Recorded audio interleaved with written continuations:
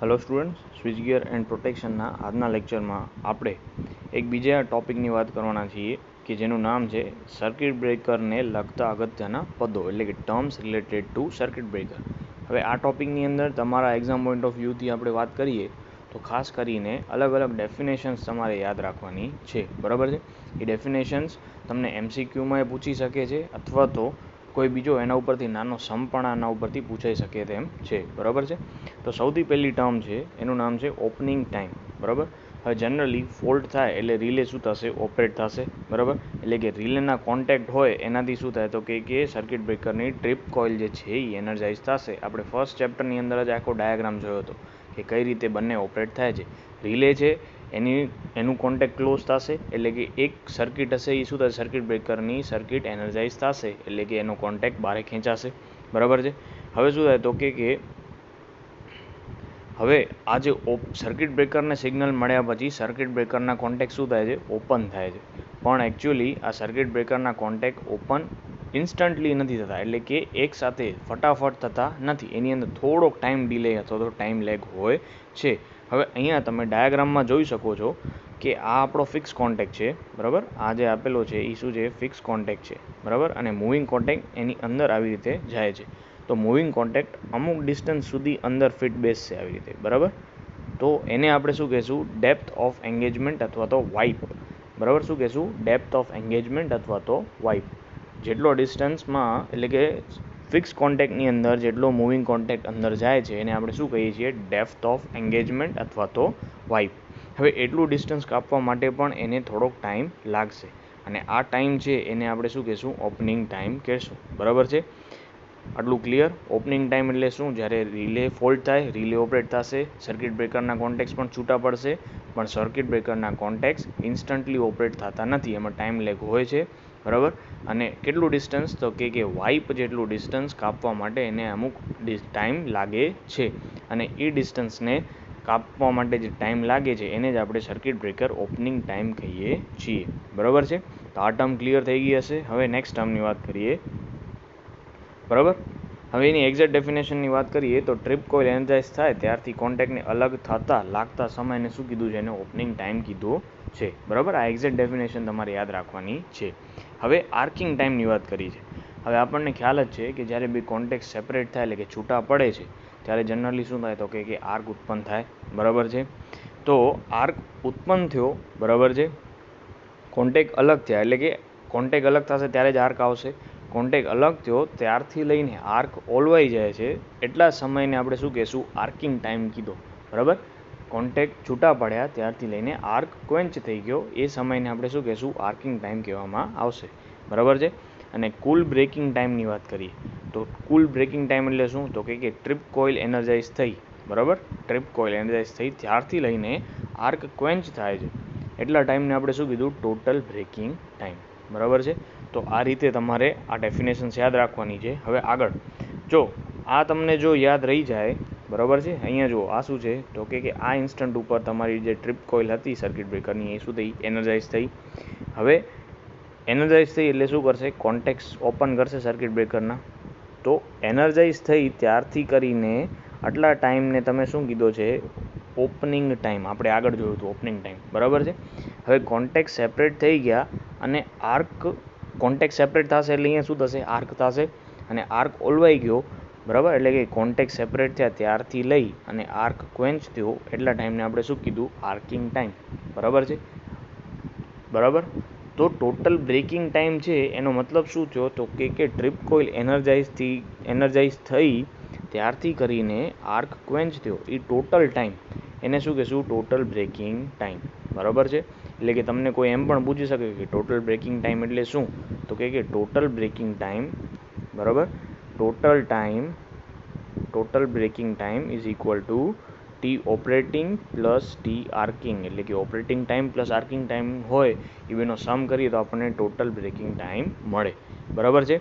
હવે આગળ વાત કરીએ તો કે આર્ક વોલ્ટેજ, બરાબર. જનરલી સર્કિટ બ્રેકર છે જ્યારે કોન્ટેક્ટ સેપરેટ થયા ત્યારે શું થાય? આર્ક ઉત્પન્ન થશે, બરાબર છે. અને આર્કિંગનો સમય જે આપણે હમણાં જ આગળ જોયો, બરાબર છે. આર્કિંગનો સમય તો કે આર્કિંગના ટાઈમ દરમિયાન સર્કિટ બ્રેકરના બે કોન્ટેક્ટ વચ્ચે જે વોલ્ટેજ હોય એને આપણે શું કહેશું, આર્ક વોલ્ટેજ કહેવાય. બરાબર છે. એટલે ક્યારનો, તો કે આ પીરિયડ દરમિયાન, બરાબર, અહીંયાથી કરીને આટલો, એટલે કે આર્કિંગ ટાઈમ છે આપણો. આર્કિંગ ટાઈમ દરમિયાન સર્કિટ બ્રેકરના ફિક્સ્ડ અને મૂવિંગ કોન્ટેક્ટ વચ્ચે જે વોલ્ટેજ તમને મળે છે એને તમે શું કહેશો, આર્ક વોલ્ટેજ કહેશો. બરાબર, ક્લિયર? બહુ સિમ્પલ ડેફિનેશન છે આર્ક વોલ્ટેજની. બરાબર છે. તો આર્ક વોલ્ટેજની પણ ડેફિનેશન આપણે જોઈ. હવે આગળ રીસ્ટ્રાઇકિંગ વોલ્ટેજ. હવે આ થોડું સમજવા જેવું છે. શું થાય, તો કે જ્યારે આર્ક કરંટ છે એ 0 થાય છે, બરાબર છે, ત્યારે આર્કની અક્રોસમાં, એટલે કે આપણે જોયું હતું કે આર્ક છે, બરાબર, આર્કનો વેવ કેવો હોય તો એસી જ આમ તો આર્કનો કોઈક ને કોઈક ઇન્સ્ટન્ટ ઉપર તો શું થશે, વેલ્યુ આર્ક કરંટની શું થશે, 0 થશે. ત્યારે વોલ્ટેજ હશે એ કેવો હશે, ટ્રાન્ઝિયન્ટ નેચરનો હશે. ટ્રાન્ઝિયન્ટ એટલે શું, ક્ષણિક હશે. બરાબર. હવે એવું શું કામ થાય છે, તો કે આર્કનો કરંટ જ્યારે શૂન્ય થાય ત્યારે શું થાય છે, તો કે જનરલી ફોલ્ટ છે લાઇન ઉપર થયો હશે. તો જ્યાં સુધી ફોલ્ટ થયો છે ત્યાં સુધીની લાઇનનું ઇન્ડક્ટન્સ, બરાબર છે, અને સર્કિટ બ્રેકર છે એને અર્થ સુધીનું કેપેસિટન્સ, એ બે ભેગા થઈને એક એલસી સર્કિટ બનાવે છે. એલસી ઓસિલેટર સર્કિટ બનાવે છે. હવે આ ઓસિલેશન્સ ઉત્પન્ન થશે. ઓસિલેટર સર્કિટ શું કરે, ઓસિલેશન્સ પ્રોવાઈડ કરે છે. અને ઓસિલેશન્સની ફ્રીક્વન્સી કેટલી હશે, તો કે 1/2π√LC. આ એના ઓસિલેશન્સની ફ્રીક્વન્સી હશે. બરાબર છે. હવે આ ઓસિલેટરી જે વોલ્ટેજ આવશે એ નોર્મલ વોલ્ટેજ ઉપર શું થશે, સુપર ઇમ્પોઝ થશે. આપણો જે નોર્મલ વોલ્ટેજ હતો એના ઉપર શું થશે, સિસ્ટમ વોલ્ટેજ હતો એના ઉપર સુપર ઇમ્પોઝ થશે ઓસિલેટરી વોલ્ટેજ. બરાબર છે. તો આ ટ્રાન્ઝિયન્ટ વોલ્ટેજ, આ જે વોલ્ટેજ આવ્યો ટ્રાન્ઝિયન્ટ ફ્રીક્વન્સી ઉપરનો, એને આપણે શું કહીએ છીએ, રીસ્ટ્રાઇકિંગ વોલ્ટેજ. બરાબર, રીસ્ટ્રાઇકિંગ વોલ્ટેજ. બરાબર છે. હવે આપણે આગળ જ એક વાત કરી હતી કે જો એકવાર આર્ક ઓલવાઈ ગયો અને એ સમય દરમિયાન જો ડાયલેક્ટ્રિક સ્ટ્રેન્થમાં વધારો થયો તો આર્ક પાછો આવશે નહીં. પણ જો ડાયલેક્ટ્રિક સ્ટ્રેન્થના વધારા કરતાં આર્ક વોલ્ટેજ, એટલે કે બે કોન્ટેક્ટ એક્રોસમાં વોલ્ટેજ વધારે આવશે તો આર્ક રિસ્ટ્રાઇક થશે. બરાબર છે. તો જે આર્ક રિસ્ટ્રાઇક થાય છે, બરાબર, જેના કારણે એને આપણે શું કહીશું, રિસ્ટ્રાઇકિંગ વોલ્ટેજ. હવે એની વ્યાખ્યા આપણે ધ્યાનથી જોઈએ તો શું કહે છે, તો કે સર્કિટ બ્રેકરમાં આર્કિંગ ગાળા દરમિયાન જ્યારે આર્ક કરંટ શૂન્ય થાય છે ત્યારે, અથવા તો શૂન્યની નજીક હોય ત્યારે કોન્ટેક્ટની એક્રોસ મળતા ટ્રાન્ઝિયન્ટ વોલ્ટેજને, હવે આમાં એક વસ્તુ તમે બીજું રાખી શકો છો, હાઈ ફ્રીક્વન્સી ટ્રાન્ઝિયન્ટ વોલ્ટેજ. બરાબર, એટલે કે જ્યારે આપણો કરંટ છે એ 0 અથવા તો 0ની આસપાસ હોય ત્યારે જે ટ્રાન્ઝિયન્ટ વોલ્ટેજ મળે છે સર્કિટ બ્રેકરની એક્રોસમાં, એને આપણે શું કહીએ છીએ, રીસ્ટ્રાઇકિંગ વોલ્ટેજ. બરાબર. હવે આ વેવફોર્મ ઉપરથી આપણે ધ્યાનથી જોઈએ તો શું થાય છે, તો કે આ ડોટેડ લાઇન છે એ બધા આપણા શું છે, તો કે નોર્મલ સિસ્ટમ વોલ્ટેજ છે જ. બરાબર, નોર્મલ સિસ્ટમ વોલ્ટેજ છે. પછી અહીંયા આપણો છે એ શું છે, ફોલ્ટ કરંટ છે. હવે ફોલ્ટ કરંટ જ્યારે 0 અથવા તો 0ની આસપાસ પહોંચે છે ત્યારની વાત કરવામાં આવી છે, રીસ્ટ્રાઇકિંગ વોલ્ટેજ. હવે આ ટાઈમ ઉપર, બરાબર, જે ટ્રાન્ઝિયન્ટ વોલ્ટેજ આપણને મળે છે એને આપણે શું કહીએ છીએ, રીસ્ટ્રાઇકિંગ વોલ્ટેજ. અહીંયા જુઓ, આ તમને દેખાય છે ટ્રાન્ઝિયન્ટ એટલે કેટલો વધારે વોલ્ટેજ છે. બરાબર, તો આ છે આપણો શું છે, રીસ્ટ્રાઇકિંગ વોલ્ટેજ. હવે આપણે રિકવરી વોલ્ટેજની વાત કરીએ. હવે જનરલી કેવું થાય, તો કે જ્યારે કરંટ 0 થાય, બરાબર છે, જ્યારે કરંટ 0 થાય ત્યારે શું થાય, તો કે જો ડાયલેક્ટ્રિક સ્ટ્રેન્થ છે મીડિયમની, બે કોન્ટેક્ટ વચ્ચેનું મીડિયમ છે એની ડાયલેક્ટ્રિક સ્ટ્રેન્થ જો વધારે હોય, બરાબર છે, તો આર્ક શું થશે, ઓલવાઈ જશે અને સર્કિટ બ્રેકર કરંટને ઇન્ટરપ્ટ કરી લેશે. બરાબર છે. પણ જો એવું નહીં થાય તો આર્ક પાછો આવશે. બરાબર છે. હવે જ્યારે કરંટ ઇન્ટરપ્ટ થયો, બરાબર, નોર્મલ કેસમાં તો જનરલી શું થાય, આર્ક ક્વેન્ચ થઈ જાય છે. બરાબર છે. તો જ્યારે કરંટ ઇન્ટરપ્ટ થયો તો ત્યારે આપણે અહીંયા જોયું કે શું હતું, હાઈ ફ્રીક્વન્સીનો એક વોલ્ટેજમાં કમ્પોનન્ટ હતો. બરાબર છે, જેને આપણે નામ શું આપ્યું, રીસ્ટ્રાઇકિંગ વોલ્ટેજ.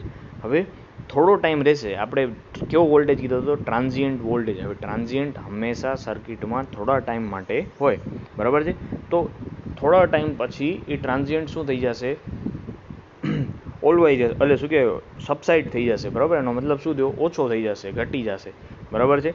પછી શું રહેશે, તો કે એક નોર્મલ ફ્રીક્વન્સી કમ્પોનન્ટ જ રહેવાનો છે સર્કિટમાં. બરાબર છે. તો એ નોર્મલ ફ્રીક્વન્સી કમ્પોનન્ટ હશે એને આપણે શું કહેશું, રિકવરી વોલ્ટેજ કહેશું. બરાબર છે. બહુ સિમ્પલ ડેફિનેશન છે આની. જો સર્કિટ બ્રેકરમાં આર્ક સંપૂર્ણપણે ઓલવાઈ જાય ત્યારે સર્કિટ બ્રેકરની એક્રોસમાં આવતા નોર્મલ ફ્રીક્વન્સી વોલ્ટેજને શું કહેવાય, રિકવરી વોલ્ટેજ.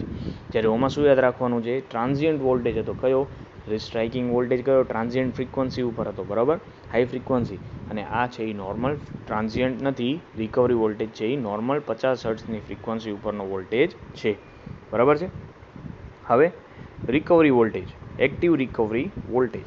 હવે જનરલી એક્ટિવ રિકવરી વોલ્ટેજ એટલે શું, તો કે આર્ક ઓલવાય એટલે કે આર્ક ઓલરેડી ક્વેન્ચ થઈ ગયો ત્યારે જે રિકવરી વોલ્ટેજ છે એની ઇન્સ્ટન્ટેનિયસ વેલ્યુ ને શું કહેવાય, active recovery voltage. Instantaneous value એટલે શું, તો કે તમે કોઈ પણ એક ટાઈમ ડિફાઇન કરી નાખો, t=0 કહો, t=1 કહો, તો એ કોઈ પણ એક ટાઈમ ઉપરની વેલ્યુ તમે લઈ લો તો એને શું કહેવાય, એક્ટિવ રિકવરી વોલ્ટેજ. અને ઇન્સ્ટન્ટેનિયસ વેલ્યુનો મતલબ શું, કોઈ પણ એક સ્પેસિફિક ટાઈમ ઉપરનો જો તમે એની વેલ્યુ લ્યો છો તો એને ઇન્સ્ટન્ટેનિયસ વેલ્યુ કહેવાય, બરાબર છે. કોના ઉપર આધાર રાખે છે, તો કે મેઇનલી 3 ફેક્ટર ઉપર એ આધાર રાખે છે. કયા કયા, power factor, short circuit current અને સર્કિટની સ્થિતિ એટલે કે કન્ડિશન શું છે, બરાબર છે. હવે આગળ લાસ્ટ ટર્મ છે આપણે વાત કરીએ તો rate of rise of restriking voltage, બરાબર. શું છે, rate of rise of restriking voltage એટલે કે આને RRRV પણ કહેવામાં આવે છે. હવે શું થાય તો કે જ્યારે કોન્ટેક્ટ ખુલે ત્યારે આર્ક થાય, આપણને બધાને ખબર છે, બરાબર છે. હવે જ્યારે આર્ક ઓલવાઈ જાય ત્યારે આર્ક કરંટ કેવો થાય, શૂન્ય થાય છે. હવે જ્યારે આર્ક કરંટ 0 હતો ત્યારે એક ટ્રાન્ઝિયન્ટ વોલ્ટેજ હતો જેની કિંમત કેટલી હતી, 2 EM જેટલી હતી, યાદ રાખવાનું છે, બરાબર છે. અને આને આપણે શું નામ આપ્યું, રિસ્ટ્રાઇકિંગ વોલ્ટેજ, બરાબર. હવે આ રિસ્ટ્રાઇકિંગ વોલ્ટેજ વધવાનો જે દર છે અથવા તો રેટ છે એને જે આપણે શું નામ આપ્યું છે, rate of rise of restriking voltage. એટલે કે રિસ્ટ્રાઇકિંગ વોલ્ટેજ કયા દરથી વધે છે એને આપણે શું કહેશું, rate of rise of restriking voltage. એની એક ફોર્મ્યુલા આપેલી છે કે રિસ્ટ્રાઇકિંગ વોલ્ટેજની મહત્તમ કિંમત કેટલી છે અને શૂન્યથી એ પીક વેલ્યુ સુધી પહોંચવા માટે એને કેટલો સમય લાગ્યો, એને આપણે શું કહી દીધું, rate of rise of restriking voltage, બરાબર છે. હવે જનરલી શું થાય તો કે આપણે આગળ જોયું હતું કે rate of rise of restriking voltage, જો આ રિસ્ટ્રાઇકિંગ વોલ્ટેજ વધવાનો રેટ વધારે હશે કોના કરતાં, ડાયલેક્ટ્રિક સ્ટ્રેન્થ વધવાના રેટ કરતાં, તો આર્ક શું થશે, રિસ્ટ્રાઇક કરશે.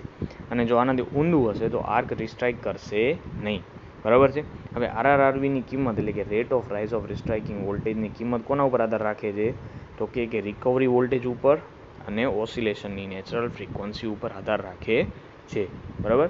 તો આ ડેફિનેશન્સ હતી સર્કિટ બ્રેકરને રિલેટેડ જે તમારે યાદ રાખવાની છે, બરાબર.